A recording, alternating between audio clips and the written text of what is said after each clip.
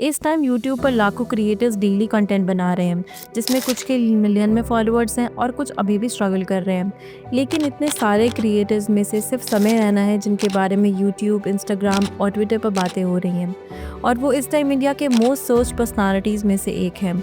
और इसकी वजह है इंडिया गॉट टैलेंट, जिसकी रील्स सोशल मीडिया पर अक्सर वायरल होती रहती हैं, जिसकी वजह से समय इस वक्त इंडिया के सबसे बड़े क्रिएटर बन चुके हैं।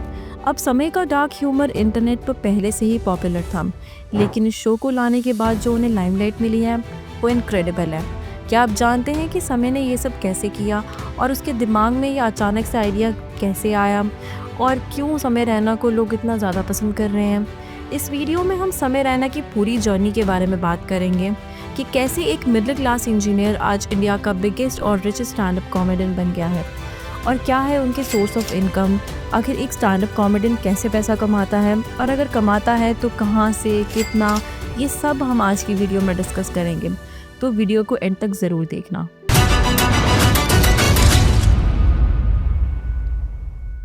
समय रैना, जो एक कंजर्वेटिव कश्मीरी पंडित फैमिली से हैं, उनका चाइल्डहुड थोड़ा मुश्किल था।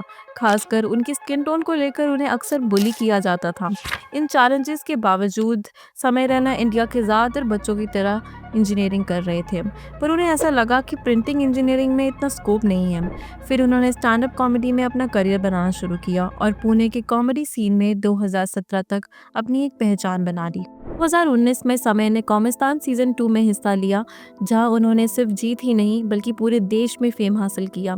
इस जीत ने उन्हें ब्रांड डील्स दिलाई और कॉमेडी की दुनिया में अपना एक नाम बनाया। कॉमिस्तान के बाद उन्हें 10 लाख रुपए तो मिले, 2 से 3 ब्रांड डील्स भी मिली, पर उसके बाद उनका काम बंद हो गया। ना ब्रांड डील्स आ रही थी और कोविड की वजह से ऑफलाइन शोज भी नहीं हो रहे थे। ये उनके one of the darkest moments था, और इसकी वजह से उनका वेट भी काफी गेन हो गया था।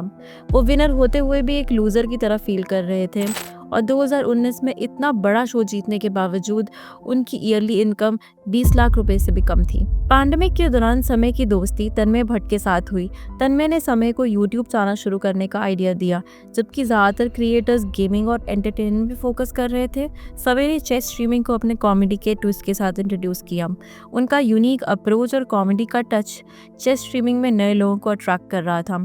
समय रैना की स्ट्रीमिंग की पॉपुलैरिटी इतनी बढ़ गई थी कि आमिर खान और अरिजीत सिंह से लेकर ध्रुव राठी और युजवेंद्र चहल तक उनकी स्ट्रीमिंग ज्वाइन कर रहे थे।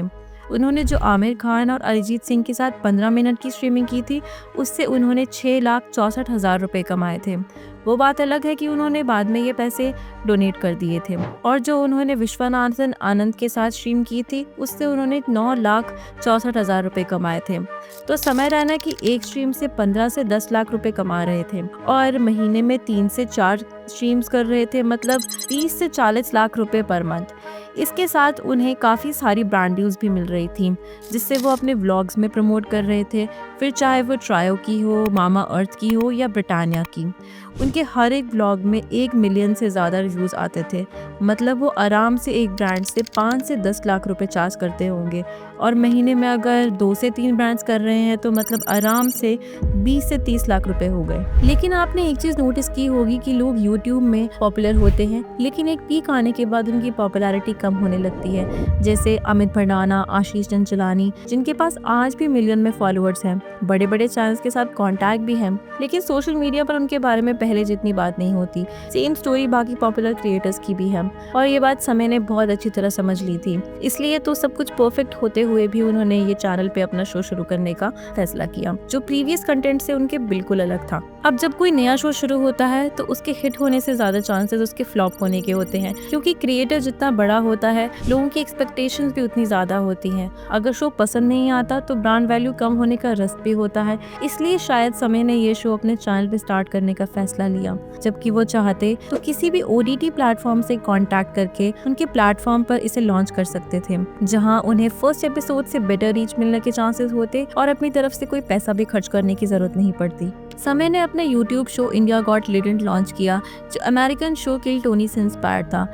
इस शो में कंटेस्टेंट्स अपने टैलेंट्स को सेलिब्रिटी जजेस के सामने शोकेस करते थे और समय के डार्क ह्यूमर और यूनिक फॉर्मेट सबको पसंद आया। ये शो सोशल मीडिया पे एक सेंसेशन बन गया, लार्जली समय के वायरल मूवमेंट्स और बड़े-बड़े इन्फ्लुएंसर्स को गेस्ट के रूप में लाने की वजह से। इस मूव ने उन्हें मेन स्ट्रीम सक्सेस दिलाया और उसका पोजीशन इंडिया के टॉप क्रिएटर्स में सॉलिडिफाई कर दिया। कि सक्सेस सिर्फ एक लक का रिजल्ट नहीं है, उन्होंने अपने नेटवर्क का स्ट्रैटेजिकली यूज किया, जैसे बादशाह, सिद्धार्थ चतुर्वेदी, उर्फी जावेद और दूसरे पॉपुलर फेसेस को अपने शो में लाके उनकी रीच को एम्पलीफाई किया।